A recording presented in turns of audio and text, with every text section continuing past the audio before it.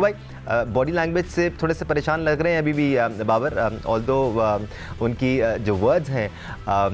उनसे वो बताने की कोशिश करें कि नहीं जी कोई प्रेशर नहीं है। देखिए बाबर जो है वो एक्सप्रेस अपने आप को नहीं कर पाता, मतलब हर आदमी के अपने में एक क्वालिटी होती है, कुछ लोग बहुत अच्छा बोलते हैं कुछ नहीं बोलते। तो शायद बाबर की जो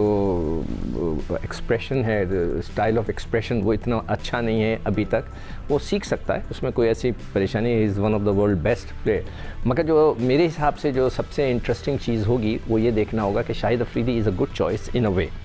क्यों? इसलिए कि जो प्लेयर पावर चल रही है उसको शाहिद अफरीदी जैसा स्ट्रॉन्ग पर्सन जिसका ग्लैमरस किस्म का बैकग्राउंड हो, पाकिस्तान का मोस्ट पॉपुलर क्रिकेटर हो, वो तो उनसे टक्कर ले सकता है। ऑर्डिनरी बंदा जैसे रज़ाक है, मैं हुआ या हारून रशीद, वो तो हर जगह होते हैं, कोई उन पैरों से पावर से टक्कर नहीं ले सकता शाहिद अफरीदी। अब परसेप्शन वाइज ऑर्डिनरी, वैसे कहीं ऑर्डिनरी नहीं है आप लोग। नहीं, ऑर्डिनरी से मुराद है कि एक बहुत बड़ा एक स्टेटस हो जाता है, जैसे कि ग्लैमरस हो जाता है। अच्छा, अब जो सबसे मज़ेदार चीज़ है वो इसलिए कभी तो पार्टी शुरू हुई है, ठीक है ना, मैं तो यही कहूँगा कि वो देखना ये है कि शाहिद अफरीदी का डोमेन क्या है। हम जब भी किसी से पूछते हैं कि जी ये क्यों हुआ, जी मेरा डोमेन नहीं है, मैंने तो 16 लड़के दे दिए थे, मुझे नहीं पता, यही सुनने में आता है ना। तो अब ये देखना है कि शाहिद अफरीदी ने कुछ लड़के कॉल इन किए हैं जिसमें उन्होंने धानी को बुलाया as a fast bowler, Mir Hamza को बुलाया है जो बहुत अच्छा परफॉर्म करता, साजिद खान जिसका मैं बार बार पूछ रहा था किधर चला गया, जिसने एक इनिंग में 8 आउट किए थे, जैसे इब्रार आया उसने एक इनिंग में धड़ाधड़ आउट कर दिए, एक टेस्ट मैच में उसने भी किए थे, गायब, तो वो उसको भी उन्होंने लेकर आए। मगर सिर्फ लाना नहीं होता, अब ये देखना है कि शाहिद अफरीदी कितना इन्फ्लुएंस डालेगा कि इन 11 लड़कों को खिलाओ, इन लड़कों को खिलाओ, ये देखना है। ये जो सवाल हुआ था ना अभी बाबर आजम से भी हुआ था या कि आपने जो टीम सेलेक्ट की थी, जो 11 लड़के खिलाए थे, आप उससे मुतमईन हैं? बाबर ने कहा मैं 100% उनको बैक करता हूँ। और समझ में आने वाली बात भी है या आप जीत के बाद अपनी थिंकिंग चेंज नहीं कर लेते, या आप शिकस्त के बाद आप ये नहीं बोलते कि नहीं जी हमने तो बिल्कुल ही गलत प्लान किया? दानिश, मामला तो बिल्कुल भी ठीक नहीं है, और जो रिजीम चेंज हुआ है, और अभी तो खैर खबरें बाहर नहीं आ रही, लेकिन हकीकत पसंदाना गुफ्तगू ये है कि ये आप बाबर आजम को जिस तरह भी आपने खुलासा किया कि बहुत डिफेंसिव दिखाई दे रहे थे, बॉडी लैंग्वेज उनकी बहुत डिफरेंट थी, तो बाबर आजम प्रेशर फील कर रहे हैं, इसमें कोई दो राय है नहीं। और वो कहते हैं ना कि सर के ऊपर से हाथ हट जाना तो बड़ा फ़र्क पड़ जाता है। दूसरी बात, एक ब्रेकिंग न्यूज़ मैं आपको दे दूँ, और वो ये कि साजिद खान को शाहिद अफरीदी ने कॉल नहीं किया, साजिद खान को सखलान मुश्ताक साहब ने बुलाया है, और उसकी बुनियादी वजह यह है कि न्यूजीलैंड की बैटिंग लाइनअप में कोई 5 से 6 लेफ्ट हैंडेड बैट्समैन है, तो एक अच्छा डिसीजन है, और साजिद खान को सिर्फ बुलाया नहीं गया है, वो प्लेइंग 11 का पार्ट भी होंगे।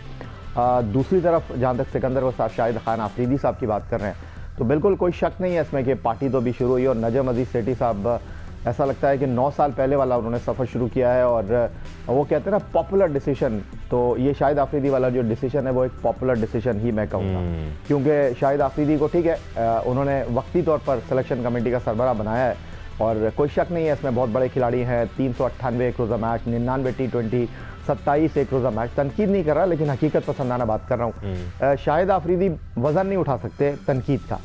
जिस तरह सिकंदर बख्श साहब ने कहा कि जी प्लेयर पावर ख़त्म कर देंगे, तो शाहिद अफरीदी साहब जब दबाव पड़ेगा तो कैसे रिएक्ट करेंगे, ये सबसे इंपॉर्टेंट। बिल्कुल, ये जब रिएक्शन बात कर रहे थे वो कि रिजवान को टीम में नहीं होना चाहिए, सरफराज को मौका मिलना चाहिए, तो अभी पता चल जाएगा, दूध का दूध और पानी का पानी हो जाएगा कि शाहिद अफरीदी की कितनी से है। और उन्होंने टीम में शामिल किया, धानी ने एक विकेट भी हासिल नहीं की कायद-ए-आज़म ट्रॉफी के फाइनल में, 6 गेंदों पर 6 चौके उनको वनडे के मैच में उमर अकमल ने मारे, तो जरा ये भी पता चल जाए किस बुनियाद पर आपने धानी। एग्जैक्टली, हम वो एक्सपीरियंस की बात कर रहे हैं ना कि किस प्लेयर ने कितनी फर्स्ट क्लास क्रिकेट खेली हुई है और उसकी बेसिस पर उसको सेलेक्ट किया जा रहा है नहीं किया जा रहा है। शाहिद अफरीदी की आपने बात की, तो जब उनसे एज अ चीफ सेलेक्टर सवाल किए जाएंगे तो देखना होगा उनके रिएक्शंस क्या होते हैं, क्योंकि अभी तक शाहिद अफरीदी ने जितने भी इंटरव्यूज़ दिए हैं वो as a superstar, as a megastar दिए हैं, उसमें आप अफोर्ड कर सकते हैं कि आप रिएक्शन अपनी तबीयत के मुताबिक दें, बट जब आप आंसरेबल होते हैं लोगों को तो आपको सही मानों में जवाब देने पड़ते हैं। हालांकि ये जो हम कंट्रोल की बात कर रहे हैं कि शाहिद अफरीदी कंट्रोल कर सकते हैं टीम सिलेक्शन को, सिर्फ 16 देना ही काफ़ी नहीं है, ये भी मैनेज करना है कि 11 कौन से खिलाने हैं। आपकी नज़र में ये कंट्रोल किस हद तक होना चाहिए, ये इंपॉर्टेंट सवाल है, क्योंकि हम एक्सट्रीम्स में खेलते हैं, या तो हम सब के सब कप्तान पे छोड़ देते हैं, या तो कोई इतना तगड़ा चीफ सेलेक्टर आ जाता है कहता है भाई मेरी चलेगी, तो we have to find a middle road. हाँ बिल्कुल, आप ठीक कह रहे हैं। देखिए, मैं आपको एक हवाला देती हूँ। शाहिद आफरीदी साहब पे मैंने डॉक्यूमेंट्री बनाई थी जो जियो पे चली थी। उसमें शाहिद ने इमरान खान साहब के बारे में ये कहा था कि देखिए, अब हर लड़के के बैंक अकाउंट में पैसे आ गए हैं, हर लड़के को ग्लैमर मिल रहा है, वो एक लाइमलाइट में है, तो सब लोग यस मैन बन के नहीं चल सकते। जब उनके हवाले से क्रिकेट चेंजेस जो हो रही थी उसके हवाले से बात हो रही थी, तो यहाँ पे ये देखना होगा कि आप लोग प्लेयर्स पावर की बात कर रहे थे खत्म करने की। मेरा तो ख्याल है शाहिद खुद उसका एक बहुत बड़ा हिस्सा रहे हैं सारी उम्र, तो ये उनके लिए बहुत चैलेंजिंग होगा अगर कोई ऐसी सिचुएशन हुई, बिकॉज बाबर आजम बहुत स्ट्रॉन्ग हेड आदमी है। ये ध्यान में रखिएगा कि वो बीबे बहुत हैं, लेकिन वो कमजोर आदमी नहीं है अंदर से, पर्सनालिटी वाइज ना वो बड़ा डिटर्मिन होते हैं अपने उन सारी चीजों पे। हम बात करते हैं चीफ सिलेक्टर ने ये कर दिया, फलाने मैनेजमेंट ने ये कर दिया, हम ये बात भूल जाते हैं कि असल में तो कप्तान ही है जो सारे शॉट्स जो है वो he is calling the shots basically. तो ये चीज अब थोड़ी देखनी होगी कि अंडरस्टैंडिंग में, क्योंकि देखिए इन्होंने टीम सेलेक्ट की, जाहिर है वो कप्तान की मुशावरत से हुई थी। अब इन्होंने आते ही उसमें बॉलिंग जो बॉलर्स हैं वो ऐड किए हैं, कौन खेलता है कौन नहीं खेलता और क्या इसके कोई रेपरकशंस हो सकते हैं इस डिसीजन के, ये भी वक्त बताएगा। तो अभी जो सेठी साहब ने शॉट खेला है वो गैलरी के लिए खेला है, जबरदस्त है। शायद भी गैलरी के लिए खेलते रहें, इसमें कोई बुरी बात भी नहीं है। जब आप मार्केटिंग पॉइंट ऑफ व्यू से देखते हैं तो आप स्ट्रांग होते हैं, आप ऐसे फैसले करते हैं जिससे कि आप जो आपकी मकबूलियत में भी इजाफा करे और क्रिकेट की बेहतरी के लिए भी उस पर काम हो। तो ये एक लीथल कॉम्बो भी बन सकता है बड़ा अच्छा, मगर ये देखना होगा कि शाहिद चूंकि डोमिनेट करना पसंद करते हैं, बीइंग पर्सनालिटी की ऐसी है, और दूसरी तरफ मैंने कहा जैसे कि बाबर जो है वो भी स्ट्रांग है, तो अच्छी चीजें भी आ सकती हैं। अच्छी बात यह है कि सेठी साहब आए हैं, उन्होंने आके 2-3 ऐसे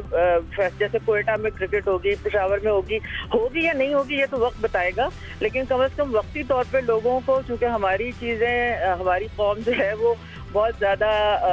पॉपुलरिज्म की तरफ हम बहुत ज्यादा रुझान है हमारा, रियलिस्टिकली हम देखें यानी ऑप्टिक्स। और ये भी आलिया मसला है कि हम खुद अज्यूम करना शुरू हो जाते हैं चीजें, अच्छा ये बंदा आ गया अब देखना ऐसा होगा। जैसे आपने कहा दोनों स्ट्रॉन्ग हेड्स हैं, लेट्स होप ये स्ट्रॉन्ग हेड्स मिलके पाकिस्तान के लिए स्ट्रॉन्ग डिसीजंस लें,